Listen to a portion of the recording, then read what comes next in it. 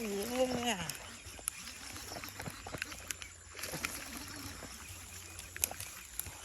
Trong thằng na ní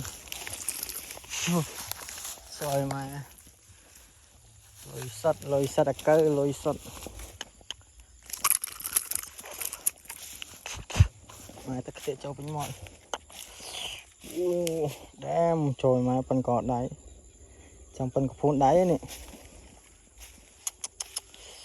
em xem trồng máu nhảy lịch nữa cục ngái 3 muối nữa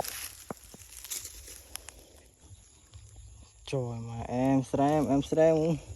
thùng chiên thùng đã thấy rồi về chiên thùng đã thấy chứ đem